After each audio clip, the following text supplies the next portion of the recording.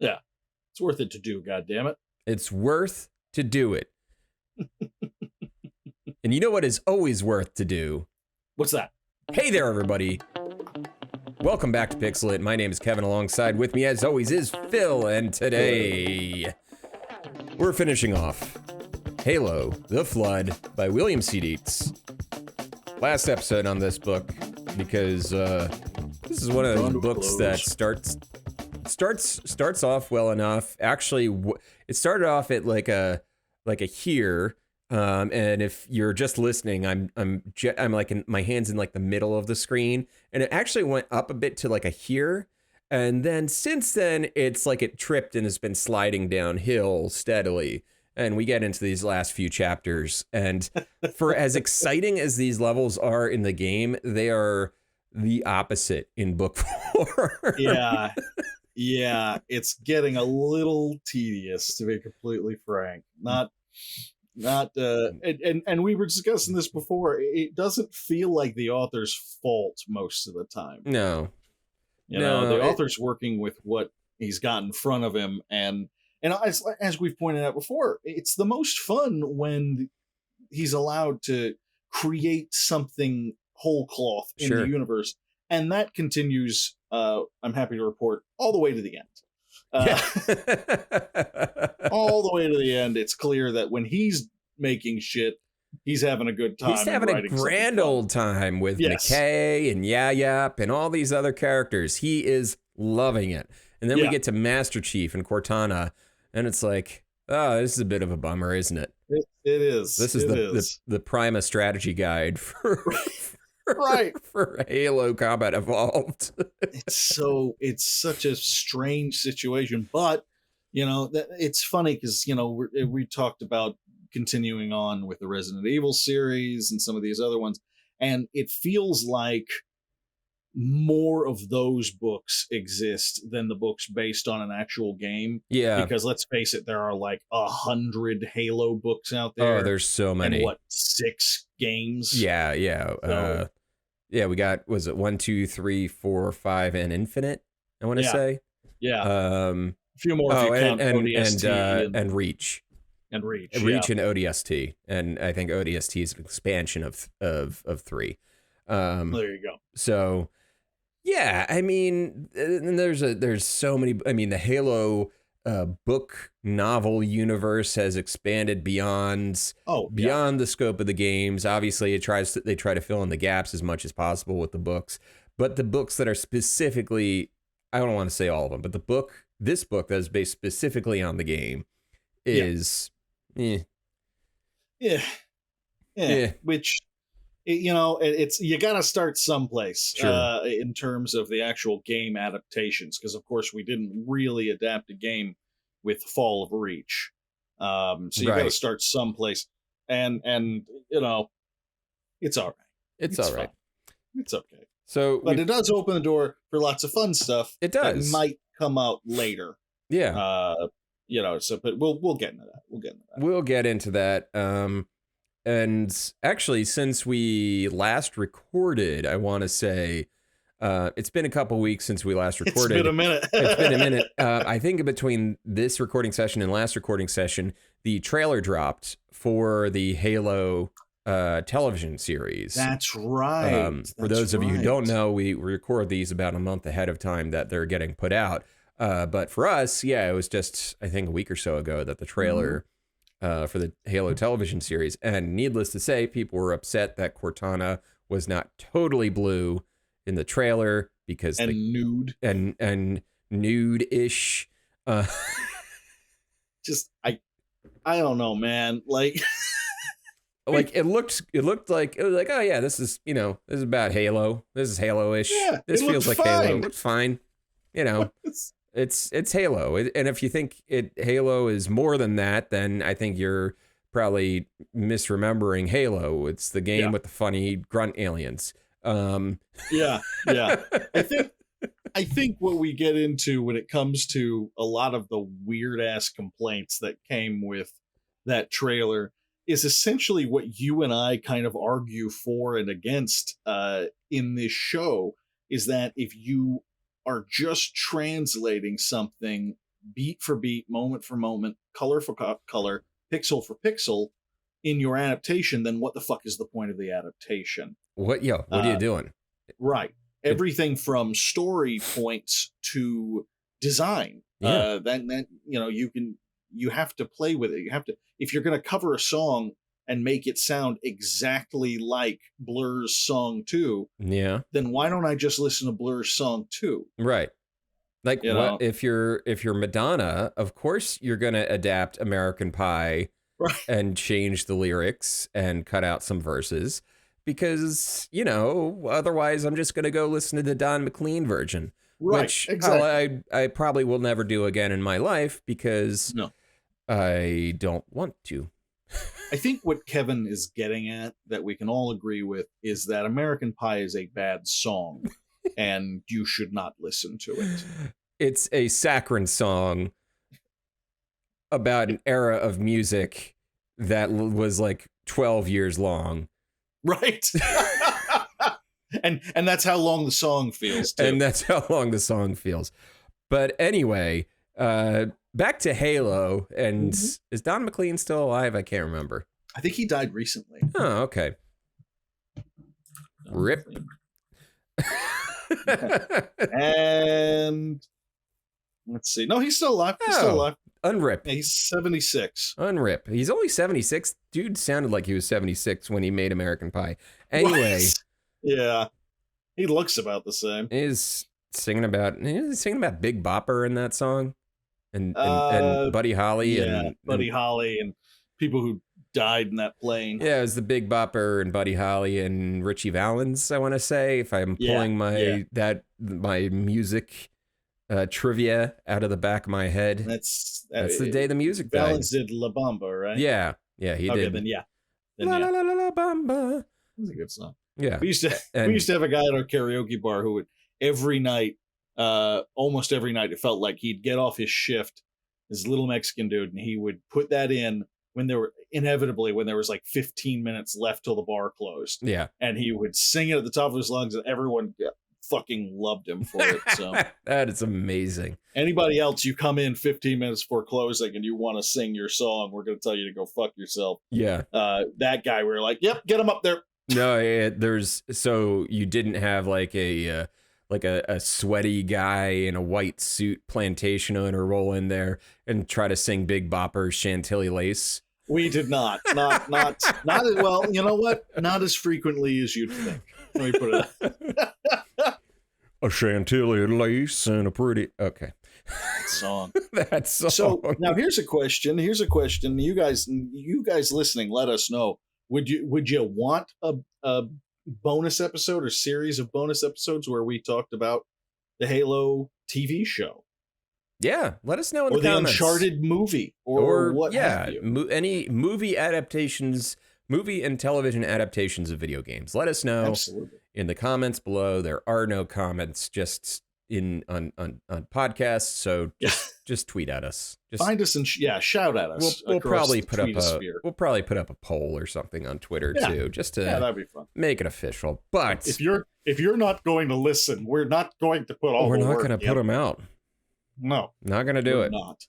Oh, the Resident Evil movie that came out a couple months ago. Oh shit! Yeah, there are a lot of things. There's stuff happening. Gotta get cracking. Speaking of getting cracking, Chapter 11. So remember that scene from the game where teleports, Master Chief teleports. Where Halo, Halo and his friend Cortana. Halo, the main character of Halo, teleports in and says, "I am Halo, and I am here to chew bubblegum and kick some ass, and I am all out of ass." It's Lieutenant Halo. Lieutenant Halo. He's here to kick some ass. Lieutenant John Halo. He teleports in upside down, and in the game, it's like, that's why, like, anybody, when you take the like adaptations way too seriously with Halo, the video game has a literal moment where Cortana teleports Master Chief into a room upside down, and it's played for a pratfall at the emotional like in the emotional climax of the game. Absolutely. Absolutely.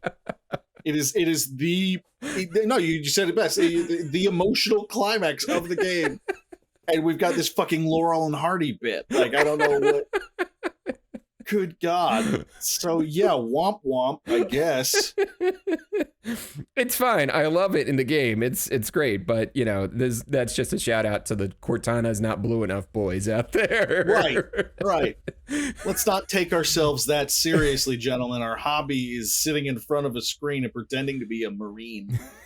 Not even actually being one. Let's all settle down. Let's simmer down. So he falls in, literally, and not like the military way of falling in, and he hears basically shit has hit the fan. The Covenant the Covenant has lost any semblance of control over the situation. They're getting attacked and flooded from all angles. Literally by the flood, and basically he starts hearing Keyes' voice over the comm system, and Keyes is telling him not to, basically don't do it, don't just leave me. Yeah, the gist, I mean, the Covenant is basically terrified the flood is going to completely take over the Truth and Reconciliation and use it to escape Halo and spread somewhere else. Yeah. And Keyes at this point is, you know, he's pretty sure that's kind of a lost cause and doesn't want to risk the loss of the entire Spartan project there for his sake. And naturally, Master Chief and Cortana think this over and ignore him promptly. Ignore the shit out of him. Ignore the shit out of him, exactly. And we get a brief cut to inside of Keyes' head, and basically he's only surviving by repeating his name, rank, and serial number. Right. That was a thing that you saw a lot in TV and movies and stuff back in the 80s and 90s. Yeah. That was someone found out about that when you're taken prisoner, that's the only info you're supposed to give. Right. And I feel like that spread like wildfire throughout Hollywood. Oh, man. Yeah, Hollywood movies and anything written about military since then. Love that shit. Name, rank, and serial number. Yeah, they ate it up. And so I think we're getting Dietz is taking a note from that 20-year-old book. So, but yeah, so they get into a fight with Flood. And basically plunge into a giant pool of liquid coolant that's outside of the ship through a hole in the ship. And anyone who's played the game remembers this. You go into the ship to go out of the ship to go into the ship. And it's a lot of fun and a really weird setting for the game. And in the book, it kind of just feels confusing. Yeah. It's I don't know. I'm not sure if it's a matter of setting being the issue or a matter of the writing just isn't clear enough about what's happening. I know what's happening because that's the game, like, but it's a really weird scene to read. But you do exactly what in the book. It's exactly what you do in the game. It's you drop out, you're in the coolant, you fight through until you get back to the gravity lift for the Truth and Reconciliation. And then Master Chief rides that gravity lift back up in. And from here on out, it gets very beat for beat for what if you've played the game, you've read the rest of this book. For the most part, we have some additional scenes in here that are non-Master Chief related, but we're down to what, the last, like, how many pages? Like 50 pages at this point? 40? No, even less than that. I think it's 50. 50-ish. Yeah, we get little snippets of things, and at the end of this, like, he's finding the gravity lift back into the ship, and this is a moment that I mentioned before, where he sees this group of Covenant essentially taking a last stand against the Flood, and it literally says that he feels a kinship with them, which I thought was really interesting, because we've talked about how in the Fall of Reach, it's mostly in the head of Master Chief. That's the main thing. And we're missing out on that, the world revolving around Master Chief here. We don't quite have that. So I thought that was nice, because it was finally a moment of Master Chief actually. It was the Master Chief I feel like I remembered from the first book. Right, yeah. It wasn't so cut and dry. It wasn't so Captain America. Yeah. It was like, I know how that feels. He was sympathizing with the enemy. He was sympathizing, and I think that's anytime they fold in something that reduces the othering of the Covenant, it makes the story a little bit more interesting. Because to me, just like the name, like a force known as the Covenant, it's completely unknowable alien race that just kills and destroys. That's not a super compelling antagonist. Especially not in a book. Especially not in a book. So in a game, you can make the faceless interesting because you are literally the one pulling the trigger to fight them. Yeah. But in a book, it's going to get really samey really fast, as it has already in this book. Right. And they're still trying to see it from their point of view, but the battle scenes are very samey, Just imagine, like, if you had the most recent Doom game and you took that and you turned that into a novel. Let's just say, for example, you took that and you turned that into a novel where you have this Doomslayer who is basically... There's a lot of weird and interesting lore behind those two new Doom games with like angels and demons and what have you. I don't even remember it, but it gets really weird. Yeah. But the plot of the Doom game, if you just tried to put the first one, Doom 2016, into a novel, what would you write? Because the Doomslayer says nothing. Yeah. And there's only a few moments where you have speaking lines from Dr. Hayden, Dr. Samuel Hayden, or Satan. Right. Or the big bad lady who gets turned into a giant spider. It's true though. Like, in order. Oh, excuse me. In order. See, this is why I'm drinking the sparkling water with caffeine in it. Oh, you got a little zip. It's gonna kick in as soon as we're done with the episode. You're not gonna be able to go to sleep.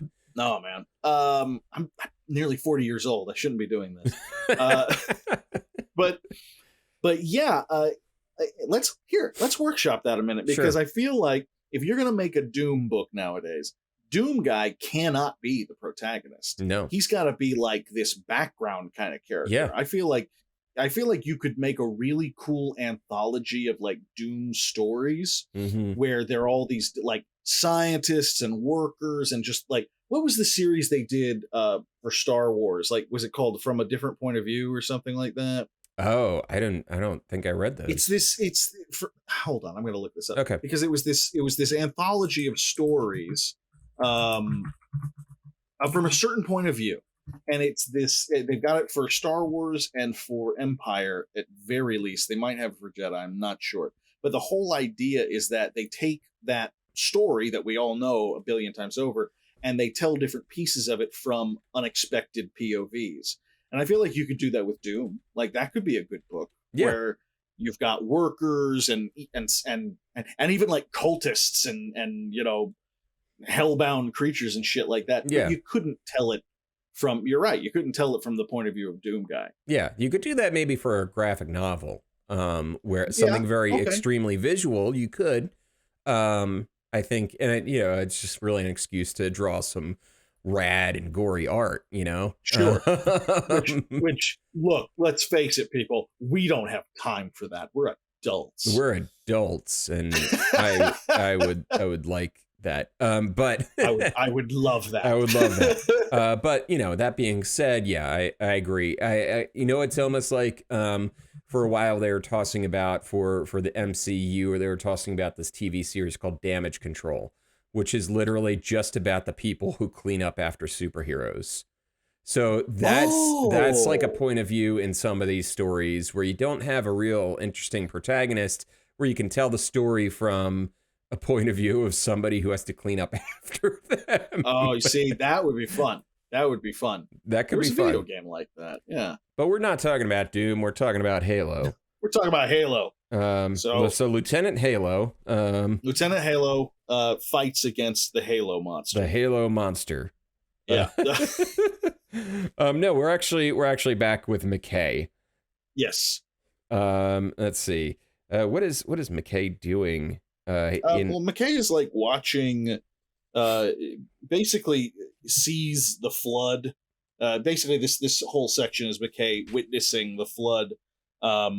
Using like they've taken over Covenant bodies, and they're using the Covenant plasma weapons in an attempt to cut through that grate. Yeah. That's the only thing that's keeping them. And here's the thing: they describe it as a grate, but I guess like it's more than, you know. When I hear grate, I'm thinking like the thing that's holding my air conditioning filter in place. You know, I guess it's more than that, because they have a whole group of Covenant, you know, hypnotized, but like zombified, floodified Covenant guys with plasma weapons trying to blow open this grate, and it's taking some doing. So I guess it's a little more reinforced than all that. And this is the start of McKay's plan to basically stop that from happening. She's putting together a team that will basically slow down the flood onslaught down below by sealing the tunnels off. But before we get to that, we get back to our favorite character and his stupid boss. His stupid fucking boss. His stupid fucking boss. We got Yap and Zuka. So good. They're back. They're inside the Pillar of Autumn. I love him. And yeah, he's Zamami has now taken he's committed identity fraud. Right. That was his whole plan. Get somebody social. That's so fucking funny. So he just commits identity fraud, and now they're back inside the Pillar of Autumn, and they're just working on, like, they're just back in there. But unfortunately, the flood has started to attack the Pillar of Autumn while they're going around and doing their rounds. Yeah. And Yaya happens upon a group of jackals that are loading up. They've got these cargo loaders that are supposed to get on there, and he's trying to get them to stop, to be safe, to actually check the cargo as it's coming into the ship. And the jackals are like, "That's dumb," and he's like, "No, just do it." And they're like, "Fine." So they're checking the cargo, and it's like, "This one's clear. This one's clear." And they're looking at Yap like, "If these are all clear and we waste our time, we're gonna eat you." They don't necessarily say that, but that's the subtext. I think it's implied. It's implied. Implied. And then finally they get to a case, and one of the jackals opens it up, and whoops, there's flood monsters. All up in the cargo. Oh my god. Who'd have thunk it? So way to go, Yap. Way to go, Yap. He puts his finger in the hole in the dam for the time being, like, the hero we didn't know that we needed, like, just coming through here. But so they're the flood. Everyone's fucked right now. Like, everyone is being attacked on all sides by the flood, and this is just kind of another demonstration of that. Right.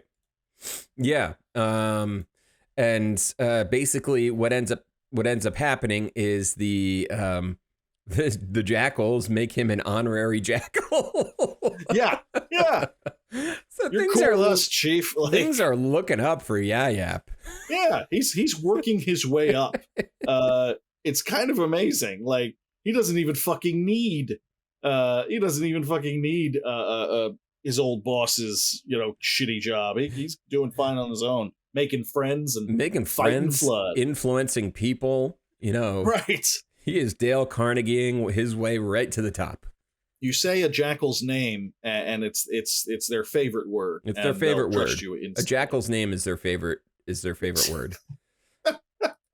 I love this opening sentence because it sounds like it should be read by the dude who does the voiceover for Darkest Dungeon. Oh, okay, do it.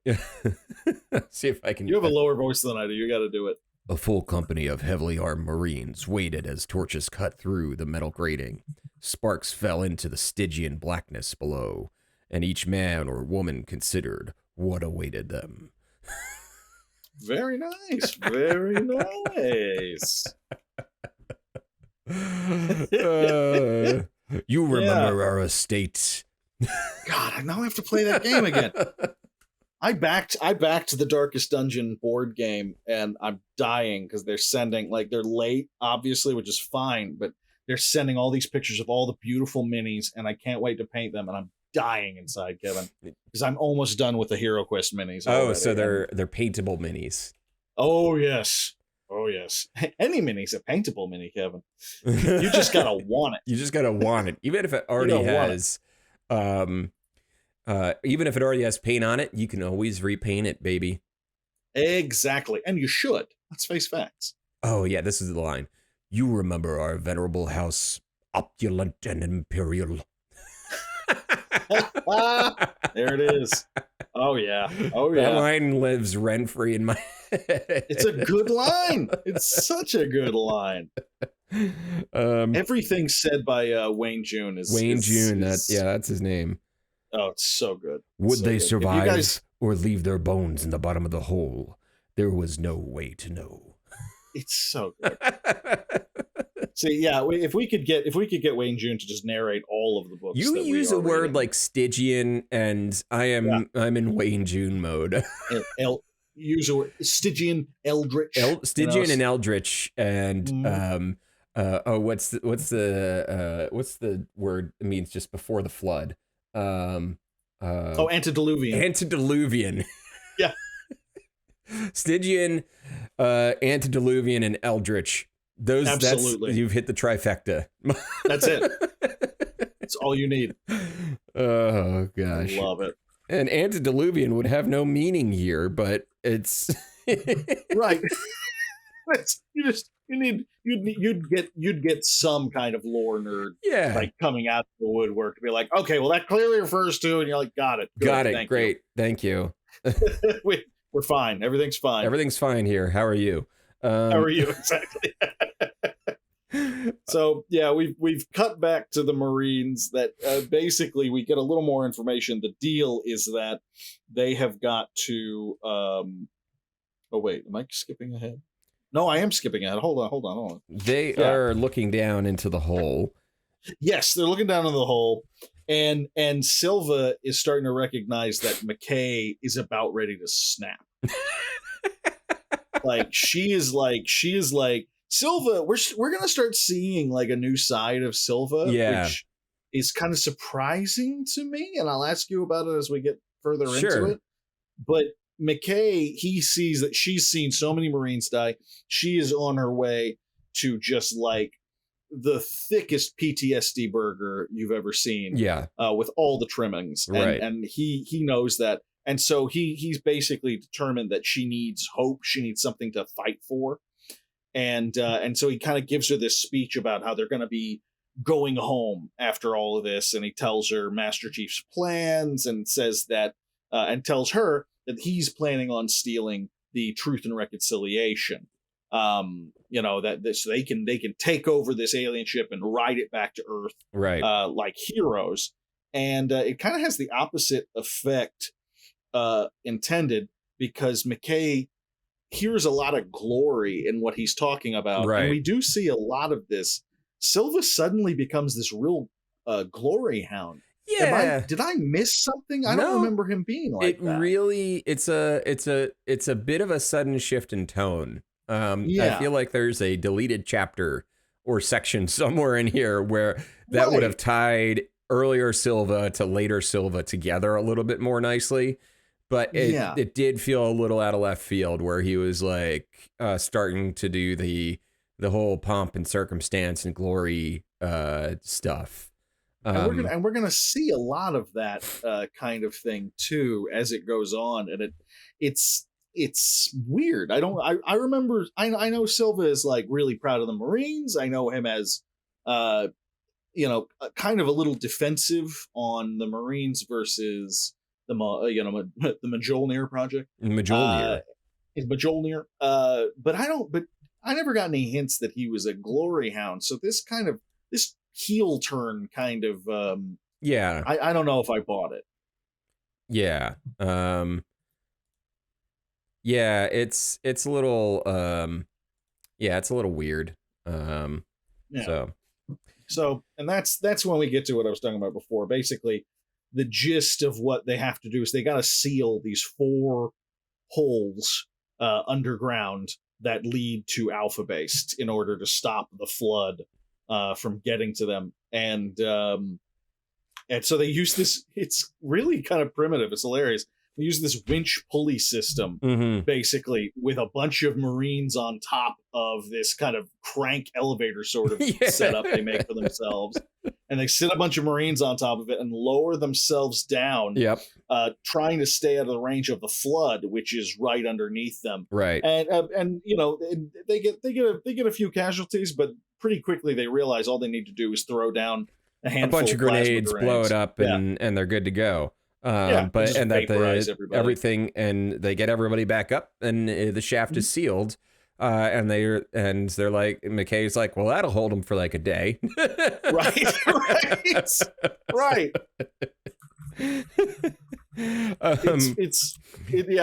Even he knows. He's like, okay, yeah, sure, fine. This will probably work for a minute. Then Master Chief, we got cut back to Master Chief, and he is inside the ship now. Shit's chaos. They go into a shuttle bay, and he gets another voice of Captain Keyes into his head saying, "I gave you an order, soldier. Now pull out." And then you cut to that same thought from Story by Robert McKee, from Keyes.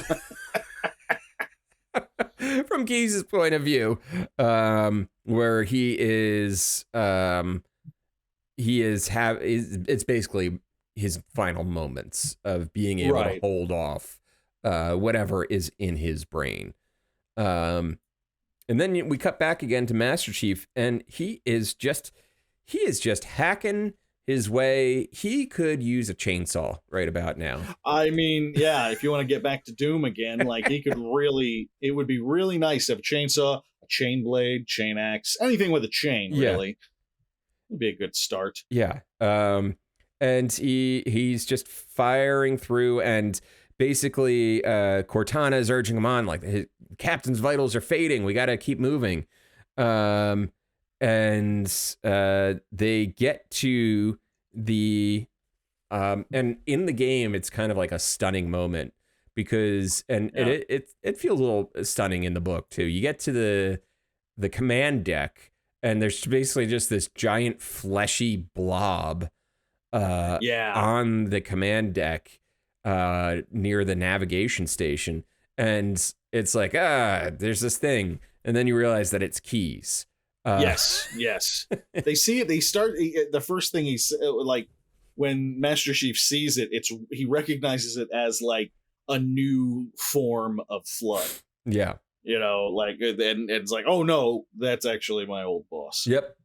And they never say, I don't think they ever say it outright, but I am assuming that this form of the flood, specifically because of Keyes' position as a captain, is a type of flood that would control a ship. That's like that would be like the navigational form or whatever. That makes sense. That was my little headcanon anyway. I think I interpreted it as, because he was so stubborn, every time like one layer of flood was trying to steal his thoughts and memories, and then it's like dipping a candle. Like it was just building up because it needed as much of its making him more blobby and thingy every time. Yeah, because it took all that flood power to get into his brain, basically. Right. But actually, I think I like your idea better. Like the idea that, because the flood's got all these different biomorph shapes for different roles, and if they're able to captain a ship, I mean, they would have their own form for that too. So that makes more sense. Yeah. I like that. Yeah. So and then and by the way, Keyes is dead. Keyes is lost in all this. Keyes is dead. There's nothing left of Keyes, but for the chip that that Master Chief needs. So what does he do? Does he just gently remove it? No, he punches he punches his hand through Keyes' face into the brain and pulls the chip out. It's so unnecessary. It's so like if you play the anniversary edition, so in the original version, it's like ew, ugh. But in the anniversary edition, it's like even more because it's like clearly Keyes' face, and then Master Chief goes, It is. It is pretty. Yeah, you know what? It is pretty goddamn gruesome in the. It is extra gruesome. He's just like there into the gray matter, and you know. Gets the chip. Gets the chip. He gets the chip. it anyway, makes it, and you know, fights. Well, yeah, fights more flood, and then they make a point of in his head pointing out that Master Chief is basically just numb at this point. Yeah. Which, you know what? Fair enough. Fair enough. Welcome to the party, John. Everybody else has been numb for a few days, and you're just getting numb. Okay, buddy. Right. Just now. Okay, sure. Sure. The long story short, they find a banshee and escape in the banshee. Yeah.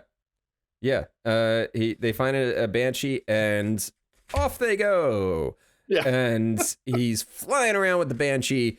And then it's another bit that's kind of played for laughs in the game where Master Chief crashes the banshee onto the side of the Pillar of Autumn and jumps out, and Cortana is kind of grumbly about that.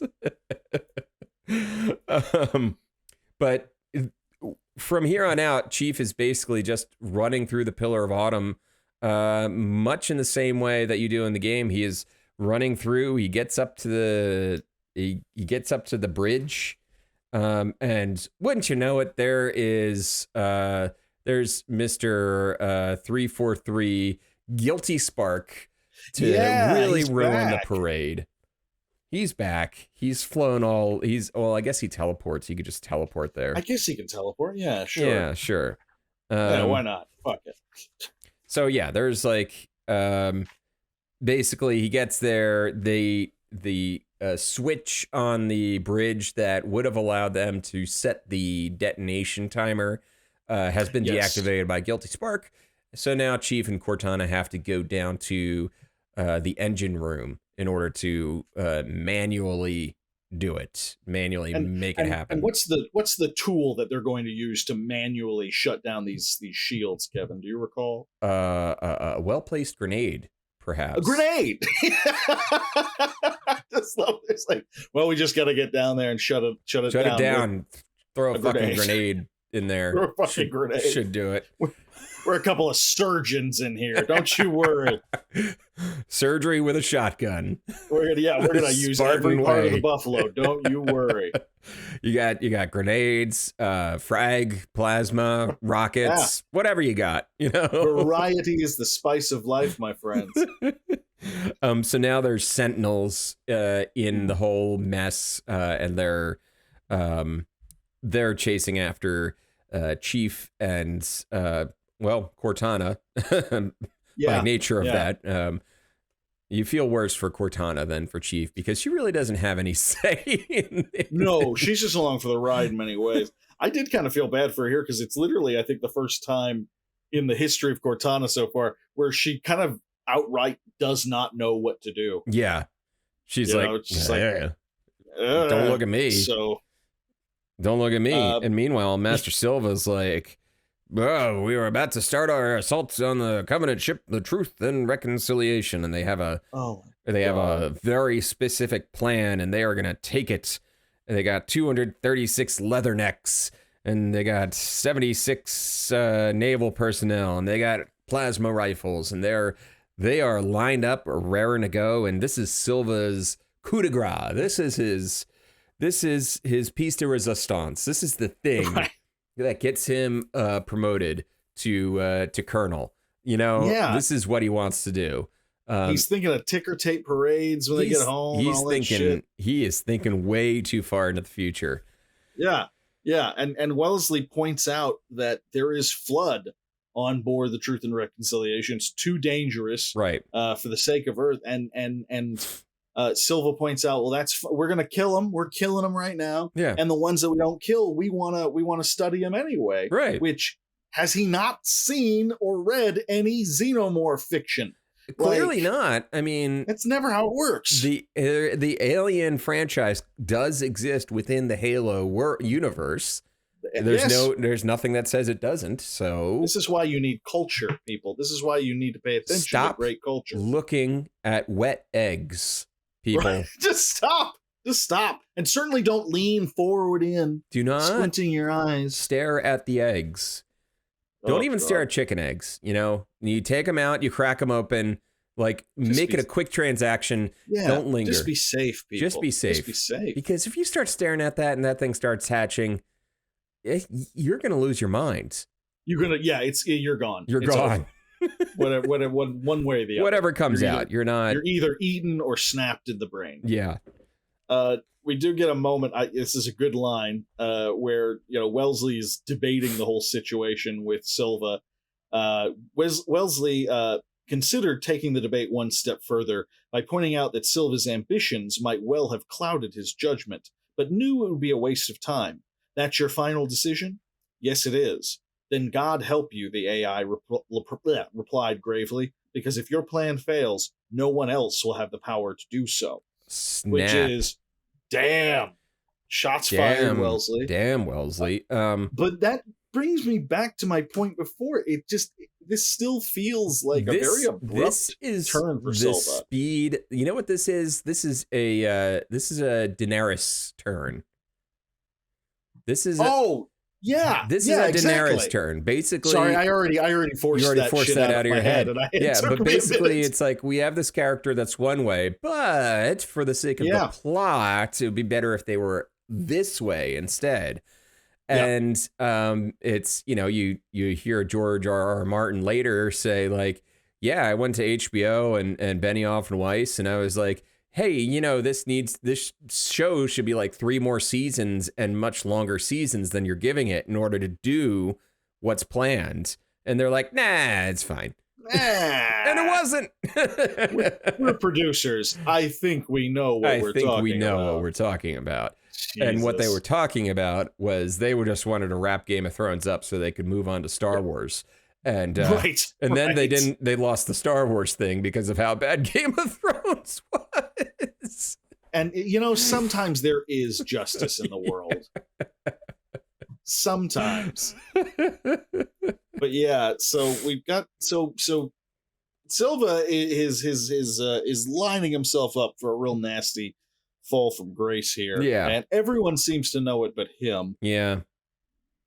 Yeah, he's really patting himself on the back at this point. So then we go back to the Pillar of Autumn. We're back on the Pillar of Autumn. And let's see. Oh, we got our elite friend is just dealing with stuff. And they know that Master Chief is on board. So it's kind of, it's like basically there's the flood that is in one part of the ship, and the Covenant is still on the ship, dealing with the flood. But now they know that this human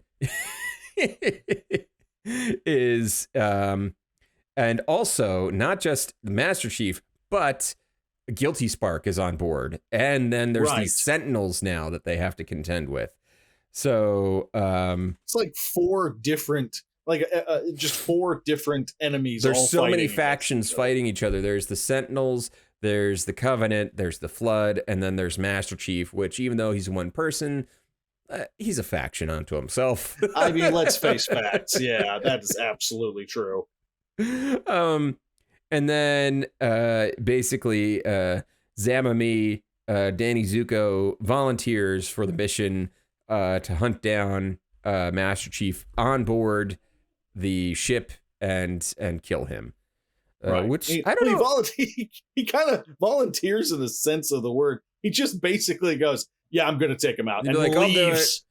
Yeah, and they're like, "Yeah, fine." He's literally saying over his shoulder as like, he walks. "Yeah, I'm going to take care of it," like as he leaves. Yeah, we're like, "Yeah, that's fine, whatever." We're going to take care of the flying robots. Right. Yeah, that seems fair. That seems fair. The flying robots that can cut through us like butter. Right. We'll go with those ones. You go off and do whatever it is you do.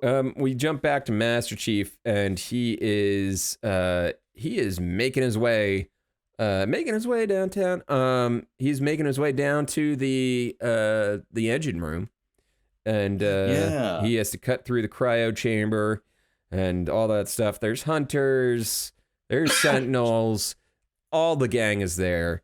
There's some weapons porn mixed in there. True. And he has this brief moment where like he's seeing these hunters and he seems concerned that he doesn't have a rocket or anything like that with him, and it's like, when the fuck has that stopped you? When has it stopped you? You've literally just unloaded a clip in their back every now and then. It works. Like, plot armored your way through plenty of hunters. Right. Let's not.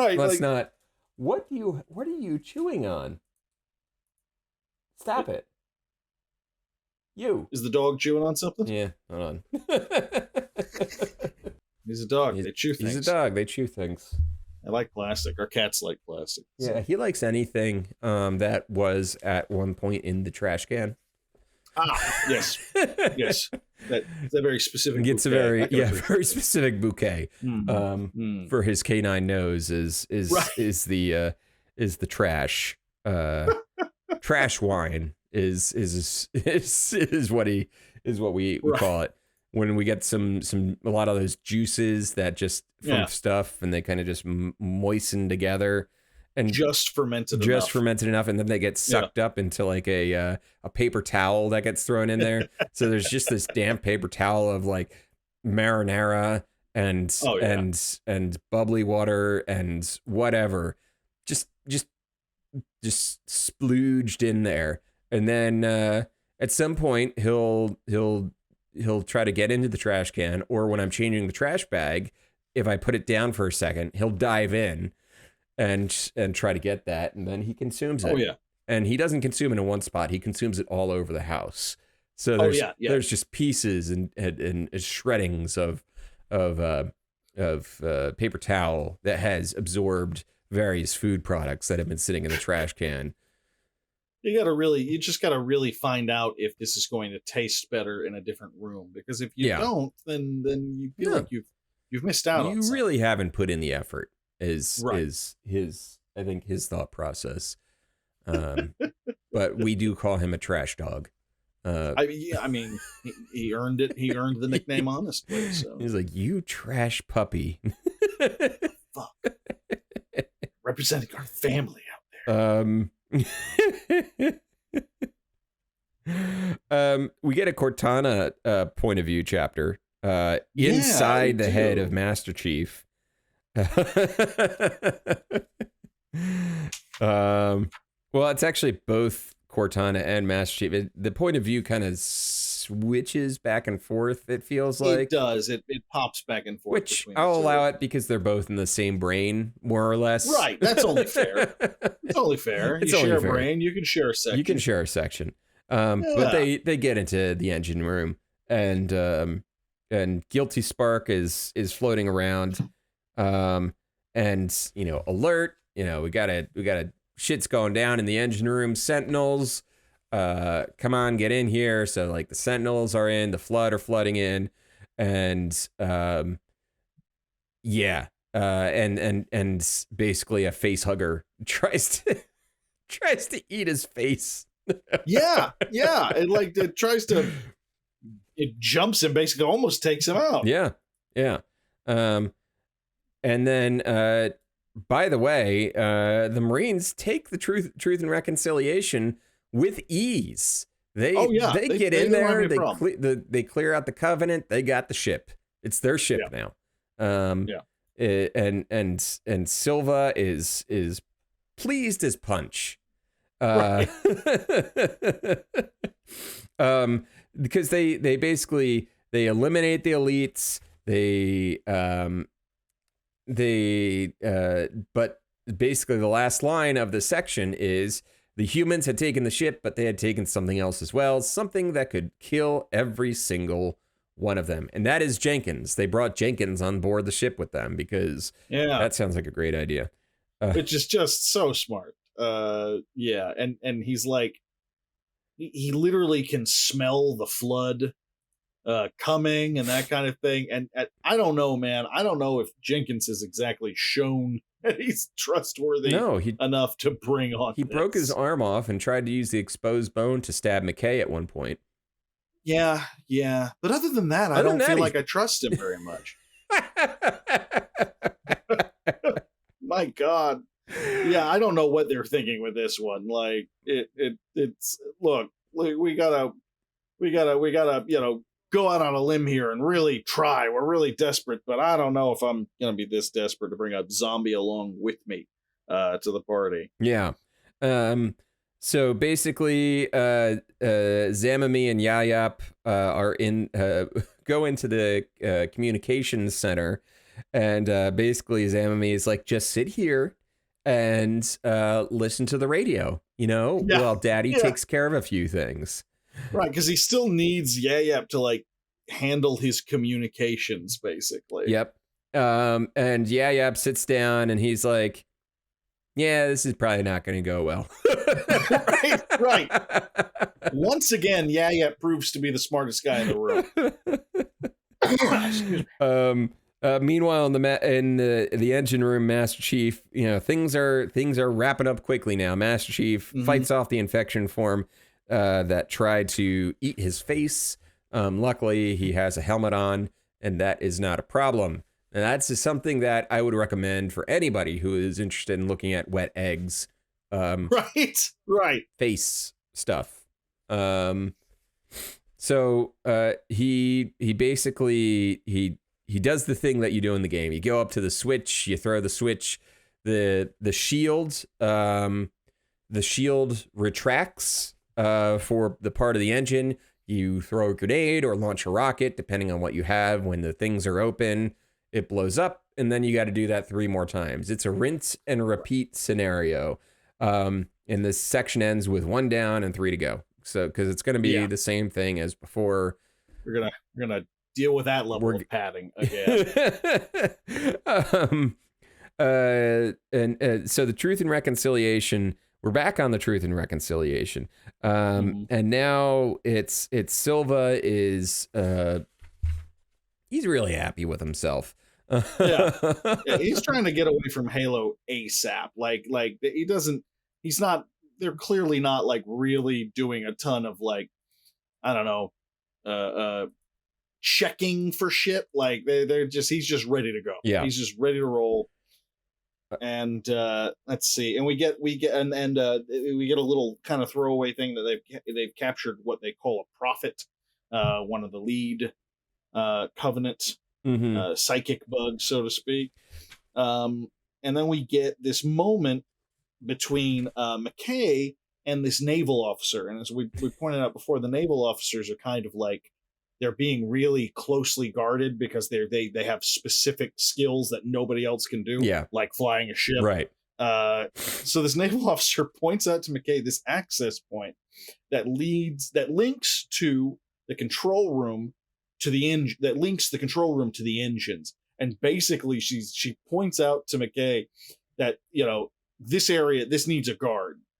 This needs to be guarded because it could screw everything up if it gets damaged or blown up. It will ignite the whole ship. The power plants will run wild if you break this cable right here. Foreshadowing. And then McKay says, "Oh, what is that gun up on the mantelpiece?"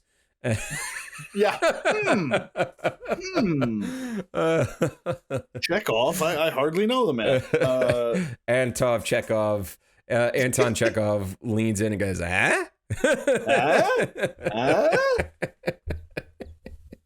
You like this?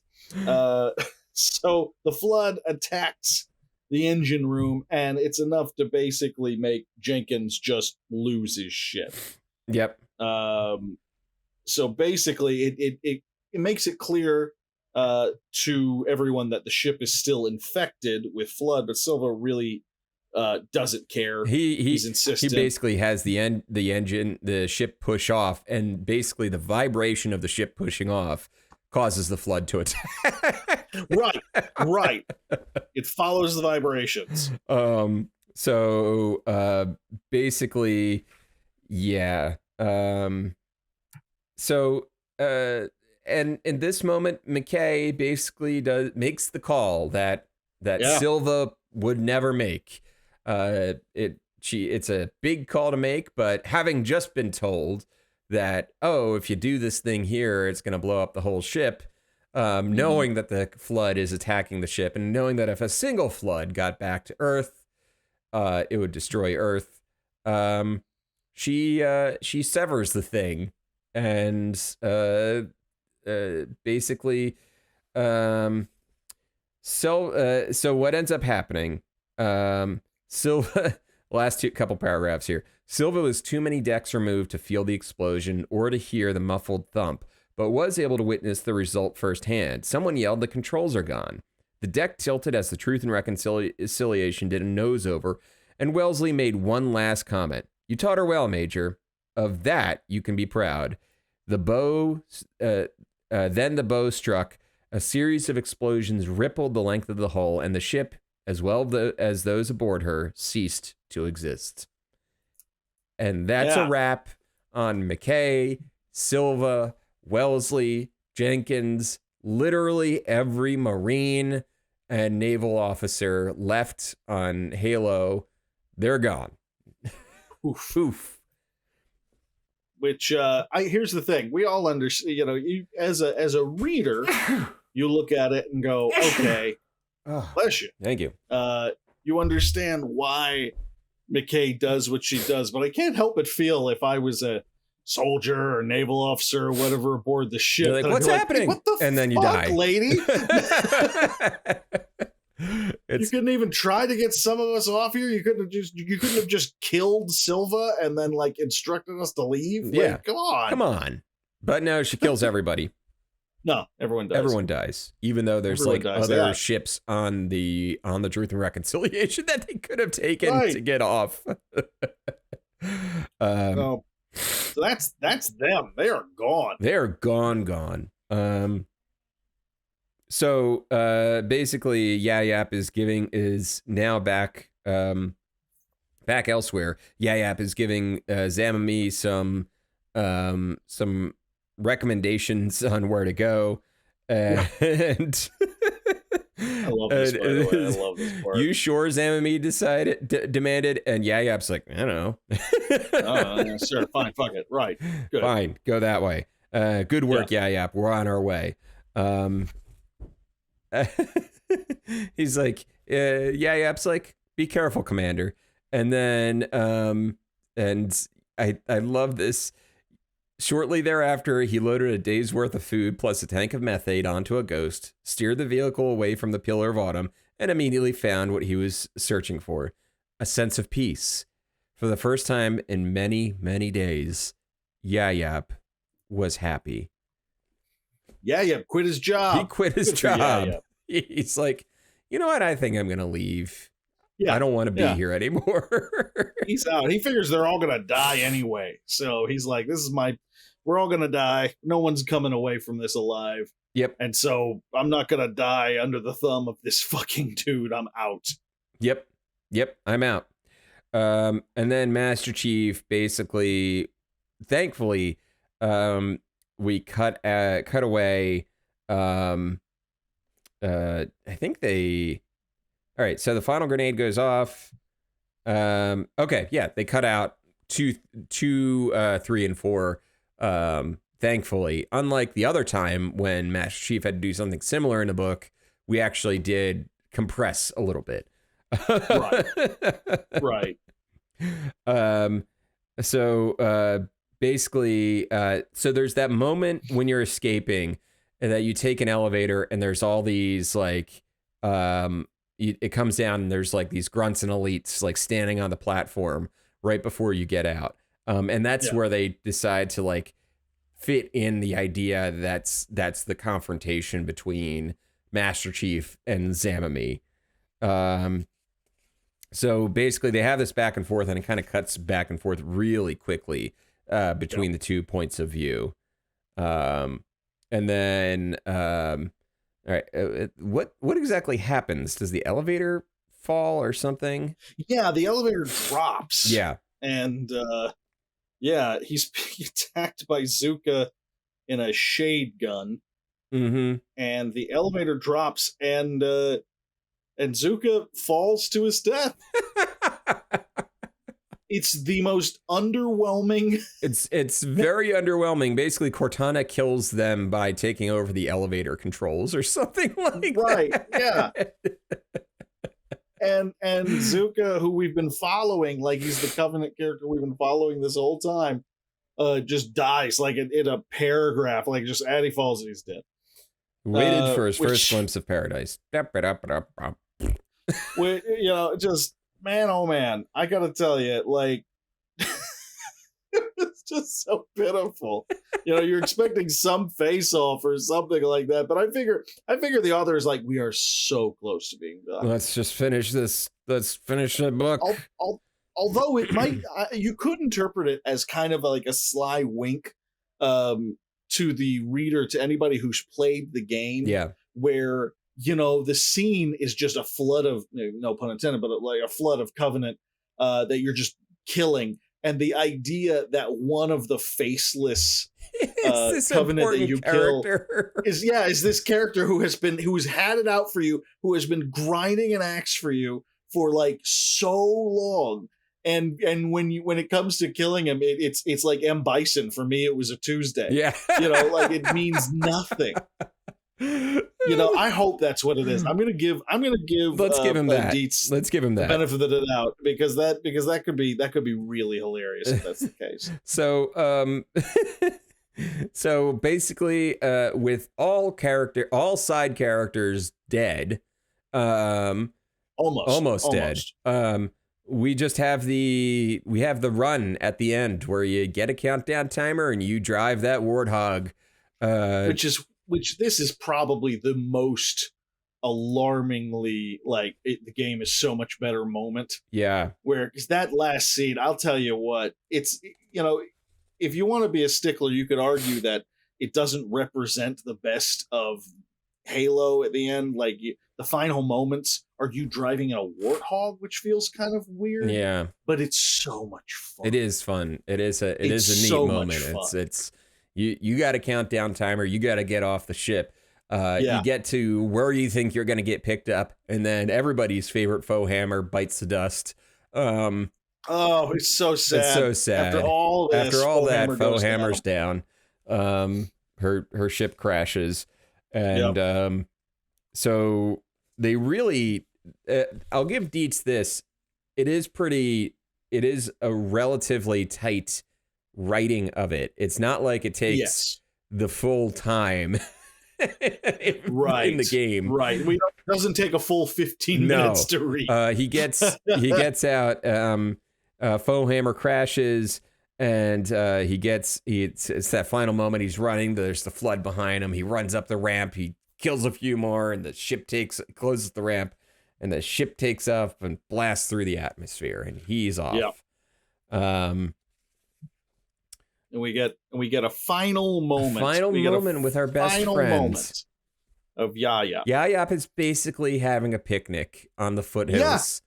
It's by himself, and he sees he had made it to the foothills, and then he saw the line of orange-red flowers bloom along the length of the autumn's much-abused hull.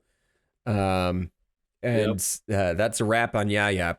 Yayap is. I don't believe. I don't believe it. It doesn't say that he died. No, he's Yayap. Yayap is doing. It's just rife for spin-offs and one-shots. No, I don't believe it. Yayap's still around. I don't buy it at all. No. The cruiser blows up, It takes out the chunk of Halo.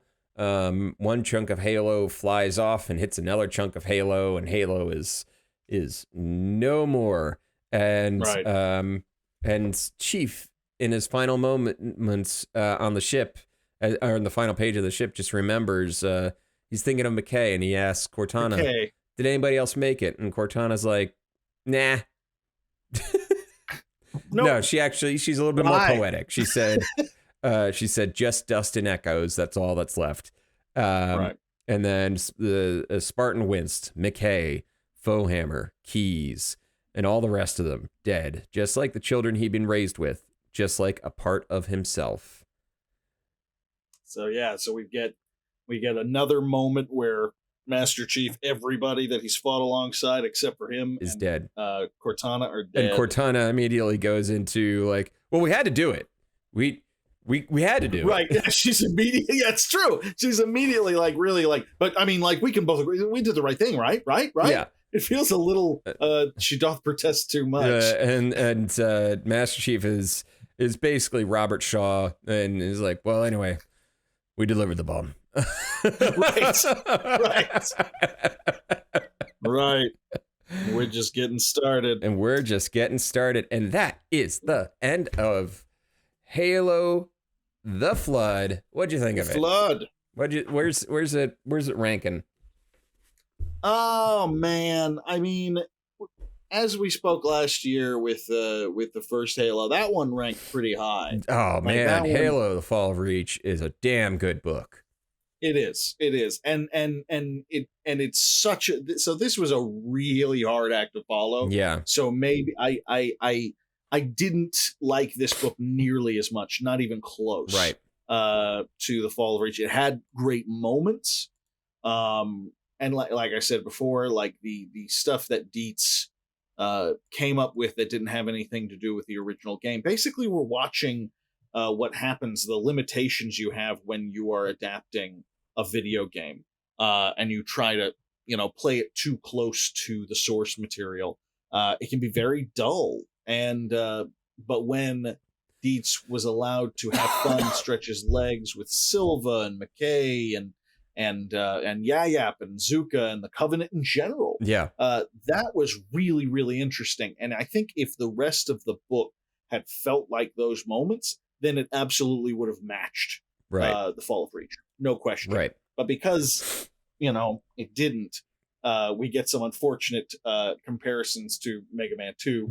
We do. It's unfortunate at the end. I didn't expect to be making that kind of comparison. No, it's a little too. But there it is. Yeah, it's not. And we've seen the first book we read on this show was Resident Evil: The Umbrella Conspiracy, and we've seen that you can take a game and adapt it for a book and still kind of make it, fun and interesting to read.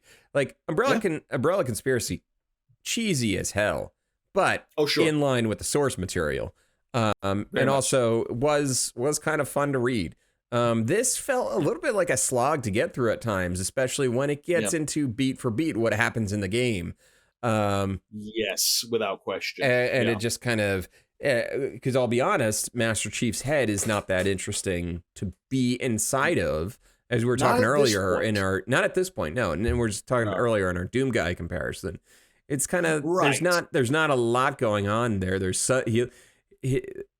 just like having occasional misgivings does not a character make. Right. Yeah. So that's kind of where I landed on it. I don't know where it is in the grand scheme of things in the book rankings I keep in my head. I'll have to think about that. I probably won't update those. I probably won't rank them again until we get to our 1 year and we get back around to Resident Evil. I think that makes sense. I think that gives us some time to refresh the rankings. I'm going to let me look up the Halo novels here. Sure. See what's up next. Just so we can see what the next one is and if it's going to be Halo 2 adapting. All right, so the next one, we get back to Eric Nyland. Who I'm a fan of Eric Nyland's. Fall of Reach. Yep. And it's called First Strike. Let's see what this one is. All right, so Halo has been destroyed. The threat is posed, and the threat it posed to sentient life neutralized. But victory has come at a terrible cost. Thousands of valiant soldiers fell in battle. Let's see. It doesn't. I can't tell just from this if it's based on 2. It doesn't say outright if it was based on Halo 2, so that's interesting. But my God, there are a lot of these books. Yeah. There are. My God, there are 29 books. My in the Halo God, series. it's full of stars. Yeah, including what's called the Forerunner Saga, which is a trilogy of books by a gentleman named Greg Bear, and the Halo Kilo 5 trilogy, which is a trilogy of books by Karen Travis. Yeah, this is it goes deep. It goes deep. We'll definitely be revisiting. I would like to read Eric Nyland again. Me too. That would be interesting. He did a heck of a job with the other Halo book. So did a heck of a good job, Eric. Good job, Eric. Good job. Yeah. So coming up next, and you know what? And good job, William Dietz. Yeah, you know, I think it was. That's the thing. We came down pretty hard on it at the end, but it is fine. You know, it's a fine book if you're looking to read an adaptation of Halo Combat Evolved. Which, why would you do that? Here it is.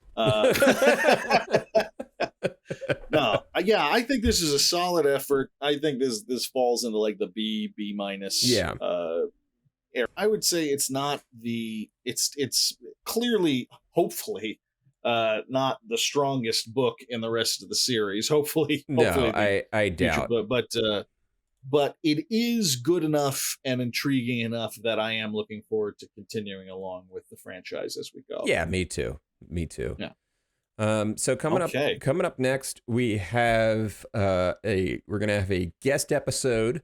We're gonna be talking about Ninja Gaiden, and we have Aaron Hess from Oops All Monsters is gonna be friend of the pod. He's gonna be on the show, and that's gonna be a couple episodes talking about the Worlds of Power Ninja Gaiden book created by FX9. And you thought we were done? You thought we were done? No, this well is not dry.